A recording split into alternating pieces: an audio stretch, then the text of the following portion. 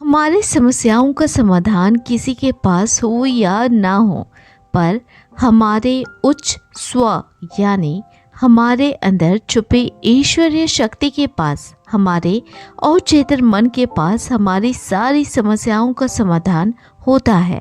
हमें ज़रूरत होती है तो इसे खोजने की, अपने अंदर की गहराइयों से खींचकर बाहर निकालने की।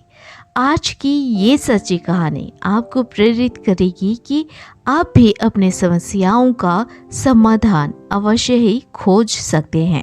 तो चलिए शुरू करते हैं। एक बार टेलीसाइकिक्स के लेखक डॉक्टर जोसेफ मर्फी की बातचीत एक युवा महिला से होती है जिसके पिता मर चुके थे।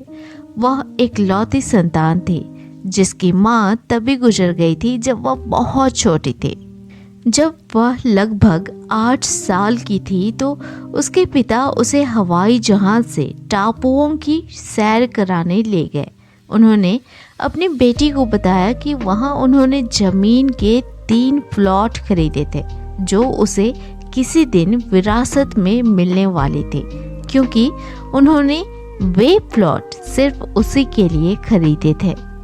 पर पिता की मृत्यु के बाद कागजातों में युवा महिला को डीड या किसी तरह का दस्तावेज नहीं मिला और वह यह भी नहीं जानती थी कि उसके पिता किस टापू का जिक्र कर रहे थे, क्योंकि उन्होंने दोबारा कभी वह विषय नहीं छेड़ा था।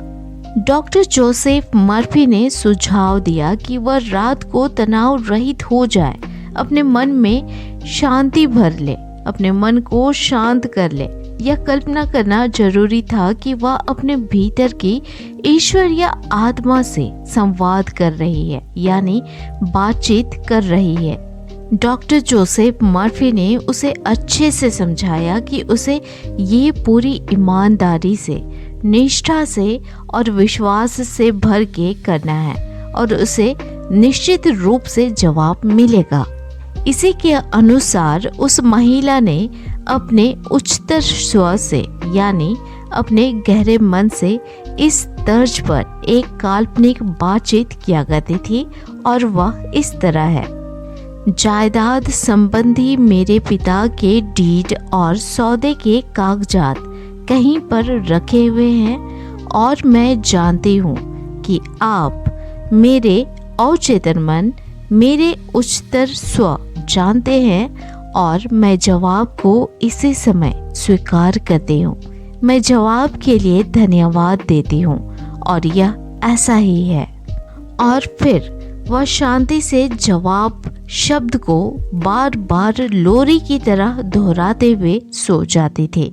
जब आप हर रात सोने जाते हैं तो आखिरी जागृत अवधारणा आपके अवचेतन मन पर अंकित हो जाते हैं। यदि आपके विचार को आस्था और विश्वास से पर्याप्त भावनामय कर छोड़ दिया जाए तो आपका अवचेतन मन जवाब देने का तरीका खोजेगा, क्योंकि यह केवल जवाब जानता है। उस महिला ने लगभग 2 सप्ताह तक हर रात इस तकनीक को पूरे निष्ठा से दोहराया। आगे वह महिला बताती है कि उसके पिता उसे नींद में नजर आए। वे मुस्कुराते हुए उससे बोले, मैं तुम्हारी समस्या की गुत्थी सुलझाने जा रहा हूँ।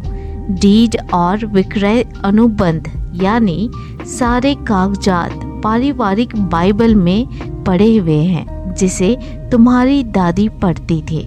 पेज नंबर 150 पर देखो, तुम्हें एक छोटा लिफाफा मिलेगा। मुझे अब जाना होगा, लेकिन मैं तुमसे दोबारा मिलूंगा। मैं तुम्हारा पिता हूँ। यह मत सोचना कि यह एक सपना है। वह थोड़ी विचलित अवस्था में जागी और दौड़कर नीचे गई। उसने बाइबल खोला। वहाँ वही कागज रखे हुए थे जिनकी उसे तलाश थी। टैक्स की रसीदें, बिक्री के रिकॉर्ड और डीड। और इस तरह उसने सफलतापूर्वक अपने समस्या को सुलझा लिए। कोई भी सटीकता से यह नहीं जानता है कि आपकी प्रार्थना का जवाब देने के लिए आपका अवचेतन मन किस विधि का इस्तेमाल करेगा। तो आप भी अभी से अपने सारे समस्याओं का समाधान इस विधि को अप्लाई करके पा सकते हैं। शर्त यह है कि आप इसे पूरे निष्ठा और विश्वास से करें।